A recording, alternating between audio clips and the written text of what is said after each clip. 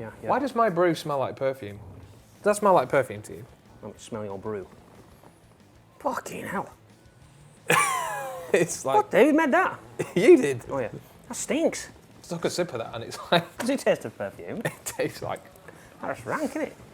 Did you wash it up using that Carex No, I didn't hand know. gel? I washed it using washing up liquid. Thinking it was washing up liquid. I'm not an idiot. Mine tastes great, if that's any consolation. It's all right. I'll just smell mine. One day. It's the news. What's the date? Is it the 27th? 28th, the voice of God up there. 28th. 29th, it's 29th. Oh, there you go. 29th. It's one of those 3 days anyway. Trevor McDonald don't do this, does he? The news at 8. Wait a minute, he's up there 9. somewhere. Is it 9? Is it 10? The news at 10. Yeah. Yeah, he's on here somewhere. There he is. Whee.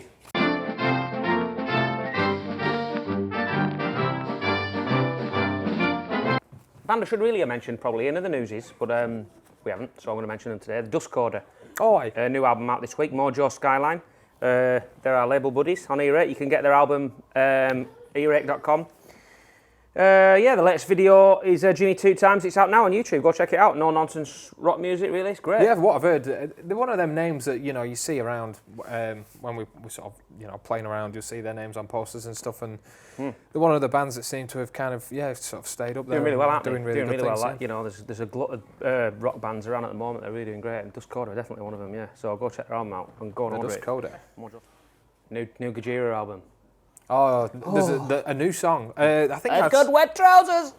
When's the new Gojira album out? Oh, the album. Yeah, I've got that. It's out in a month. Fortitude. Right. Fortitude. It's called. It's out in a month. So this is the third single released off it. It's Amazonia. That's it. Probably the best of the three so far. It's I would unbelievable. say. Well, I think it's fair to say all the singles off this album are just like everyone I've watched from start to finish. The videos are mind blowing and the music. It's a full. I mean, right. I get that this heavy black metal, whatever you call it, whatever subgenre of metal it is, it's heavy music. Black death metal. It's not for everybody, but I can't urge the people that are sort of like staying away from it because it's a bit, intimidating or whatever.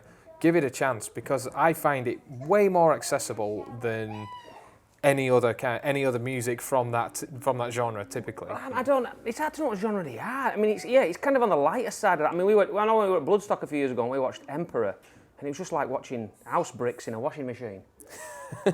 Throw a cat in there, and then that was it. Yeah. That's what it sounded like to me. It was dreadful. I don't think there's any danger of us not being picked up to support by Emperor, so I could say that. There's like a groove and a melody there, and there's meaning in it all, and the videos are just exceptional. It's a full 360 bit of artwork. They are. They're great. They're one of the best bands in the world. They really are. I think. Yeah, they're unbelievable. So if you've been avoiding Gojira because you're scared of him, go and check them out. It's an odd. I know it sounds ridiculous, but you judge a book by its cover. You don't do, absolutely. And I did for a long time. You think, you think. Until I picked up their Magma album about 4 or 5 years ago.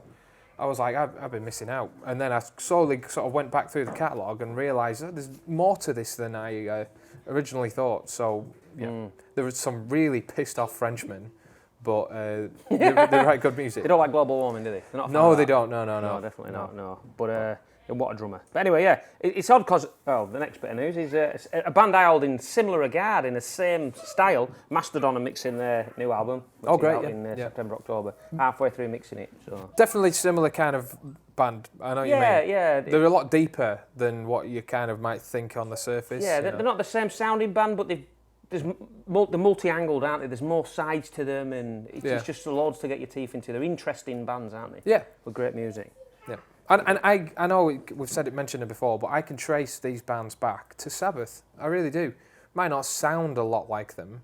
Mastodon probably do a little bit more than Gojira do, but the fact that there's a story element to everything, and it's somehow mystical, and it's just deeper than the music. That is one good thing. I think sometimes rock and roll is missing out on a message, maybe maybe it doesn't suit the rock and roll. I don't know, but something more than just drinking and. Yeah, I like metal. It seems to put across a message without being up its own arse. Yeah, exactly. They're not preaching at Gojira, but there's a message there. Definitely, and it's great. It's done in great taste in a great way. Yeah, the latest single Amazonia is just well, you just watch the video. It's great.